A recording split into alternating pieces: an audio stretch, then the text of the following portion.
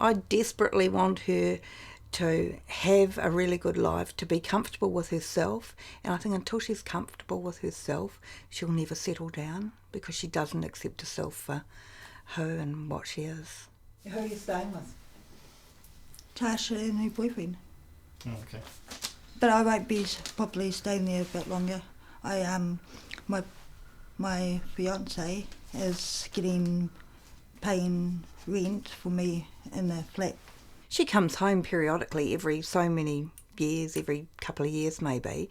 She has some disaster out there, gets ripped off or gets into trouble like she did last time, and then she calls out for help. And I text you now and let you know when I come and pick up my iPod. Okay. And my rest of my clothes. Very good. So are you definitely not coming back here to live? If I have any problems over there, I'll let you know.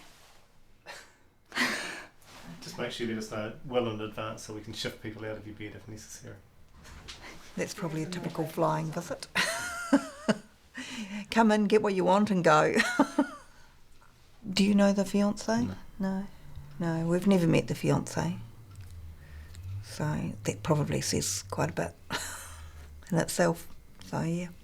How does she survive out there without your help?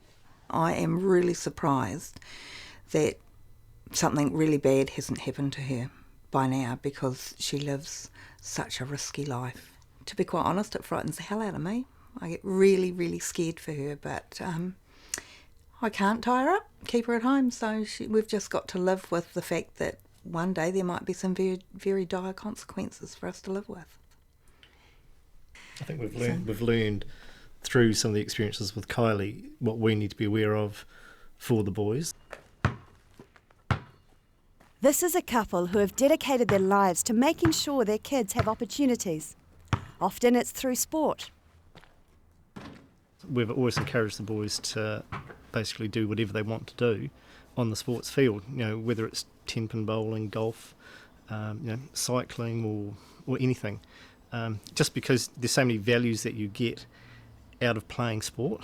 On Wednesdays, me and Dad go play one of golf.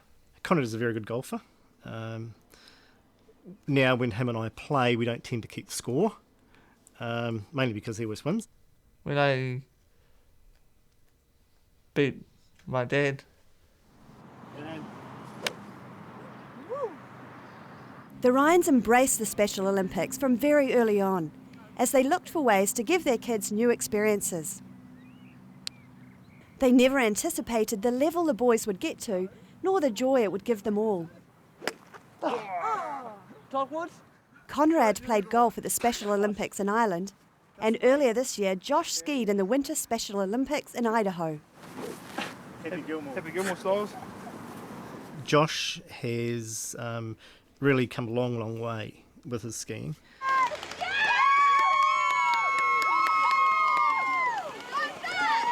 As a general rule, Josh is a cruiser, so he will go at the pace of everybody else.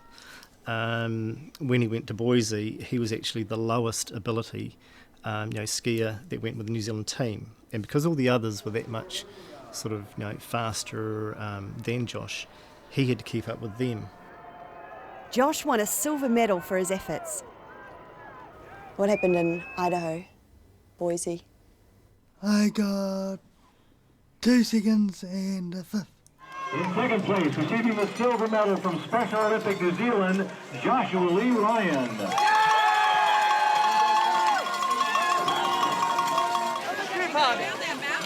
Give up.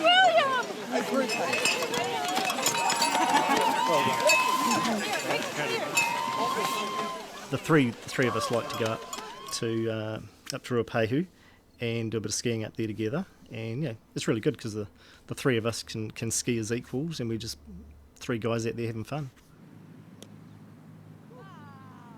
Did you ever imagine yourself doing all these father and son going out there playing a few rounds of golf? No, not at all. Because the whole disability field is so negative, we always thought those negative things that, they're not going to be able to do this, they're not going to be able to do that.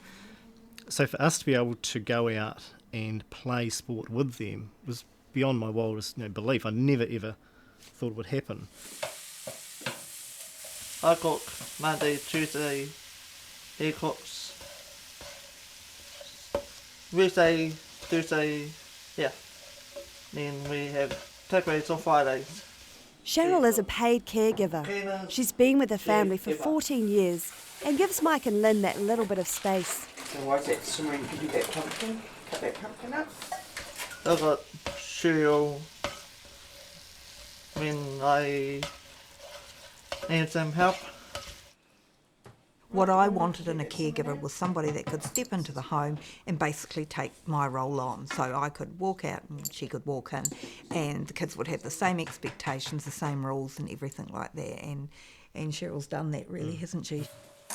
The Ryans are grateful for the ongoing support of Cheryl. How long the family can keep her depends on funding. Every year or every second year you have an assessment group that comes through and assess your needs. So, each year or so you are reminded that you have a child with a disability. Each year you have to talk about the bad things and the things the kids can't do rather than the things they can do. And it is a worry because there is no long term. It's not as if you're, the child has a disability forever. I guess the reality is you don't tend to look too far into the future. You're grateful when you get the assessment comes back and says, your funding has been renewed for another year. Organising a household of adults has its stresses. What I wanted to know was what Mike and Lyn do for their me time. What we do for stress relief, well, mine was going to work. Sometimes I walk home from work occasionally and that gives me an hour's sort of wind down, if you like. But we both have an hour-long massage every month, don't we? Mike finds solace in his car. His job as National Coordinator for Special Olympics involves travelling a couple of 100 kilometres to Wellington each week. As a general rule, I'd probably be on the road at least 4 hours a day, given 2 hours to and from Wellington.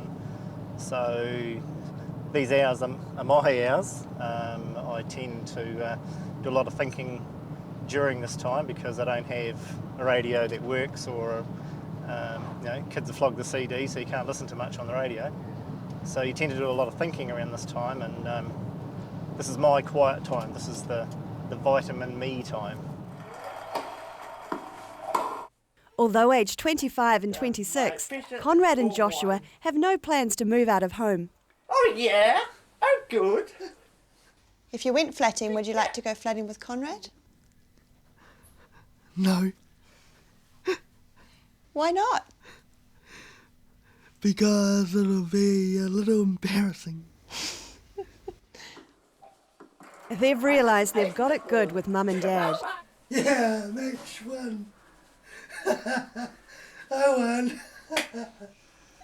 When I move out of this house, when I turn 30. It'd be a good experience, eh? Yeah. When I grow up one day I want to as well. Living the life in here, though, is pretty good. I raised a tree. Conrad, for instance, he could certainly go flatting quite easily. The thing with Josh, I guess, is it's more having to be directed to do this and reminded to do that. The future's the worry, but I guess the reality is when you're gone, and you can't do anything about it. You can't come back. Hopefully, that we have set up enough networks, that we have shown them and upskilled them enough to be able to survive. The Ryan family is just one of hundreds dealing with the reality that their kids may never leave home. And so they've found ways to enjoy the ongoing journey.